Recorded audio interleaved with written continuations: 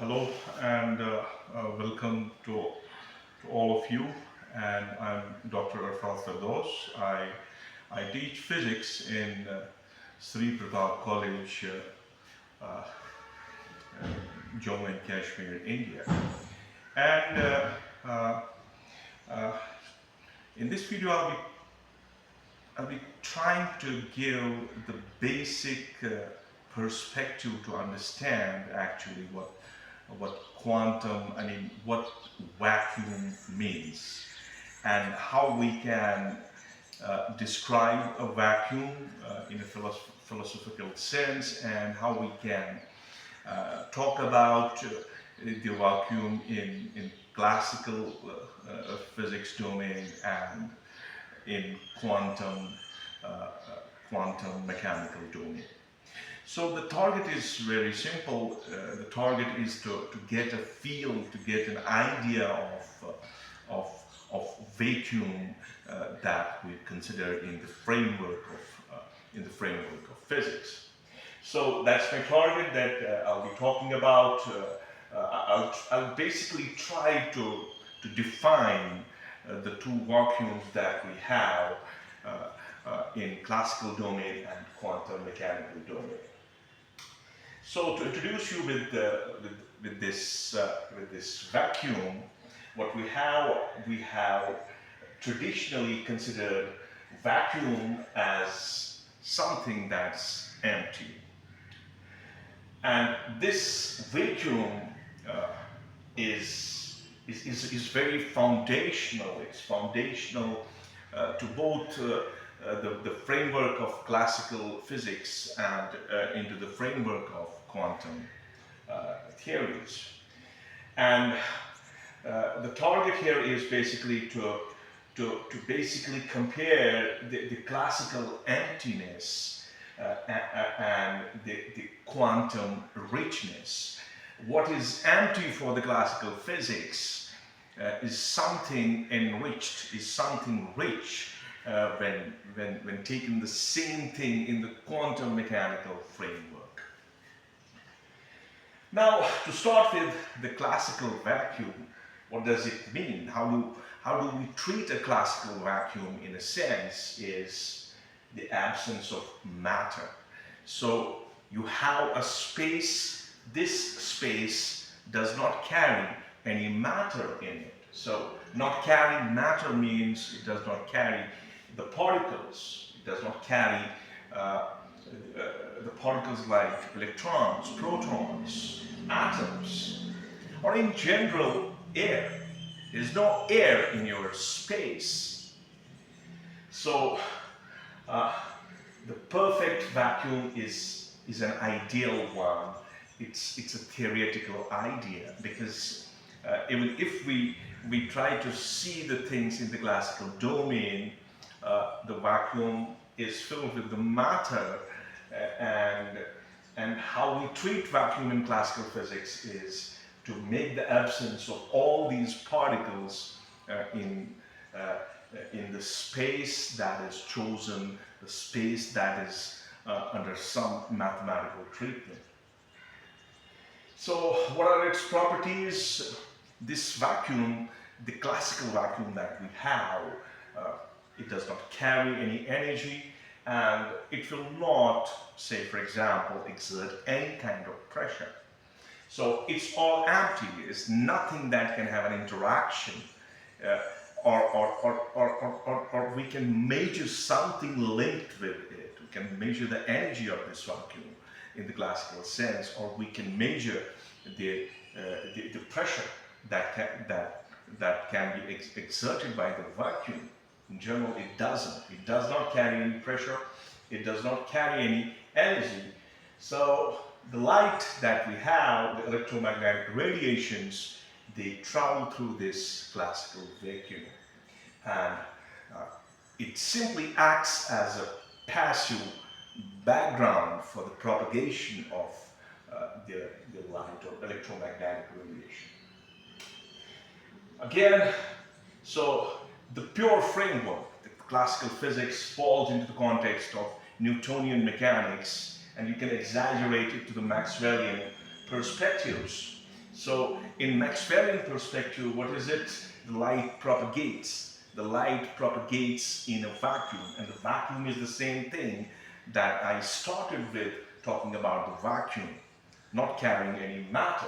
So light travels through this vacuum, and this vacuum does not carry any intrinsic structure. So no intrinsic structure is assumed in classical framework. Historical perspective, starting from 17th century, the question arises, is space empty? And performing those experiments, the experiments based on light, and Michelson-Morley experiment is one of the well-known experiments that was carried out in this era. And this experiment rejecting the existence of an ether. So Einstein coming up with an idea, no medium needed for the light. So light can travel in vacuum, and vacuum itself cannot be assumed to be a medium, because light can travel through the vacuum. Now, so that was the basis of the basic argument that we carry in the vacuum, the classical vacuum, carrying these particles and matter. The absence of any kind of matter in a chosen space is what is our classical vacuum. Now, in quantum domain, the vacuum that we have been talking about, it's not empty. So how can we define this vacuum to the basic level in the quantum mechanical version? Once you have a space and you say this space, this vacuum that we consider empty in the classical sense is not empty. So how do we define it? We call it the ground state of the quantum fields. So your vacuum is a field. It is intrinsically a field in its ground state. And you have the virtual particles. If I compare the same thing with the classical vacuum, there are no particles in the classical vacuum. But in quantum mechanical vacuum, when we consider the same space, it does carry the particles. And we call these particles as virtual particles. And not only the particles exist, what more exists is the fluctuations. The vacuum itself is capable of fluctuating. Obviously, one of the most successful theory in physics, the quantum field theory, and how we take vacuum in field theories. The fields, they carry the space, they carry electromagnetics, and they carry the Higgs field. The Higgs field is not the result of some electromagnetic or gravitational interaction. It's a property of the so-called classical vacuum. Here, fields have minimum possible energy. And here, vacuum state is not something that ideally does not carry anything with it. Here in quantum framework, a vacuum state is the lowest energy state that is out there. So, how do we reflect the existence of the particles in the quantum mechanical vacuum? The basis for that is Heisenberg's uncertainty principle, because the existence, the creation and annihilation of the particles in the quantum framework of vacuum, what we call as the virtual particles, it becomes practically impossible to actually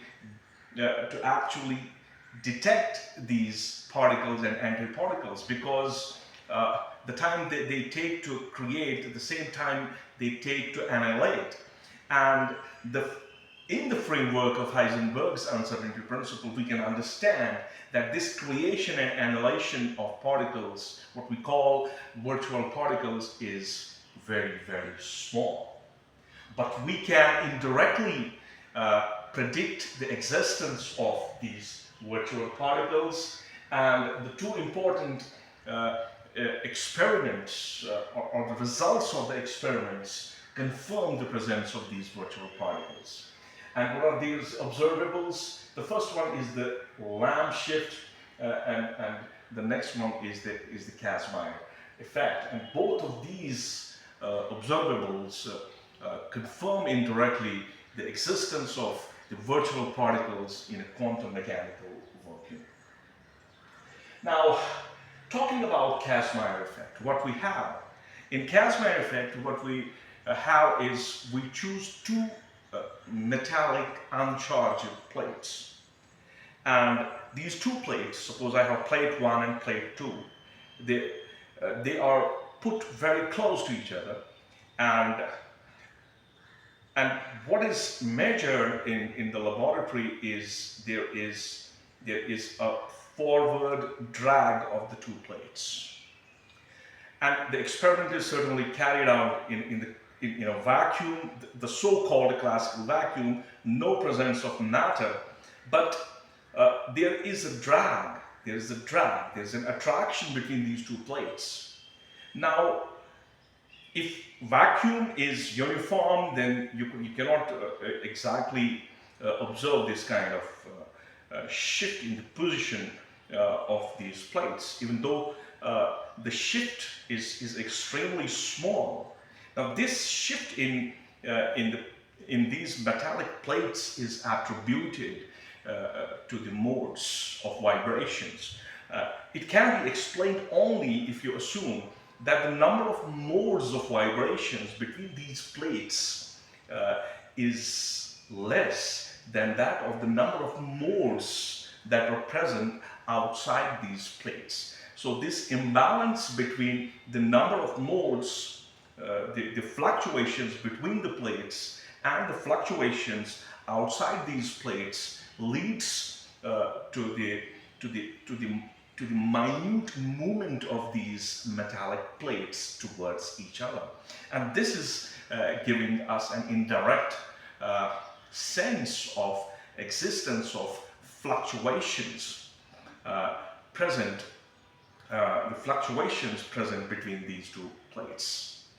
Now, in addition of that, then we have, so what we have, it demonstrates that vacuum carries energy because there's a movement of these plates. So these two plates attract, they attract because of the fluctuations, and this thing is experimentally validated, confirming the presence of fluctuations in the vacuum, which is not carrying the conventional matter with it.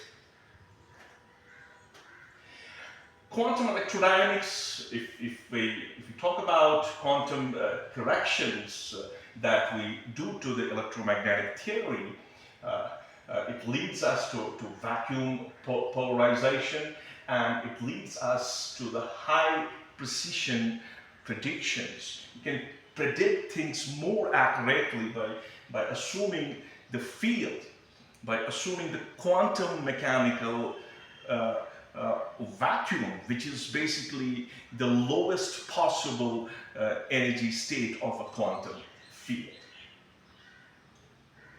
Now, another important issue here is the zero-point energy. In quantum mechanical framework, we have a residual energy even at absolute zero. At absolute zero, in classical world, the motion of the particle should cease. It must not carry any energy at absolute zero Kelvin, which is not possible to be executed in real world experiments. We understand that. But the point is that if we think in terms of the classical domain, the particle will, the motion of the particles will cease at absolute zero. But talking about the vacuum, there is a residual energy at absolute zero. And this residual energy is fundamental to the quantum vacuum. And not only in quantum vacuum, it certainly plays an important role for quantum mechanical technology. So to conclude this, I think I forgot to mention about the Lamb shift, because Lamb shift is another important experimental outcome that has led us to accept that the quantum mechanical vacuums carry these virtual particles, they carry the fluctuations, and Lamb shift is somehow correlated with the two orbitals of hydrogen atom, and the orbitals we have is 2s1/2 and 2p1/2, so s orbital and p orbital. And when Dirac theory is used to understand these two orbitals, they must carry the same energy. So using Dirac theory, what's predicted about these two energy states, the first one is 2s 1/2 and 2p 1/2. These two states must carry the same energy. But when we carry the experiment, what we see that there is the energy difference. And what could lead to the energy difference between these two orbitals, the s/2 and p/2? That difference in energy is attributed to the presence of the existence and inexistence of these virtual particles that leads to have the difference in the energy of 2s1/2 and 2p1/2 orbital. This phenomenon is known as Lamb shift, and Lamb shift is another way of getting an experimental confirmation of existence of the quantum mechanical vacuum. So to conclude this small talk, what we have classical vacuum. It has a very simple background. There's nothing if there is no matter in your space. This is your classical vacuum. But in quantum mechanical world, your vacuum is not something like that. It's very dynamic and it's very complex. It has a structure. It has fluctuations in it. It has the creation and annihilation of particles in it.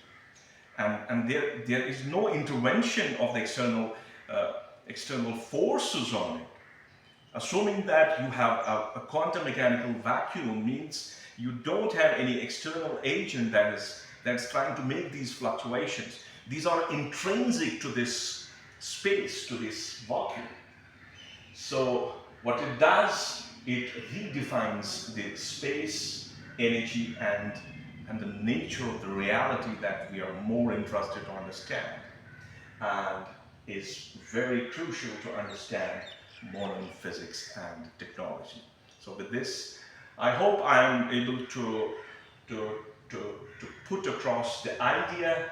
The motivation was basically to differentiate the classical vacuum and quantum mechanical vacuum in the framework of physics.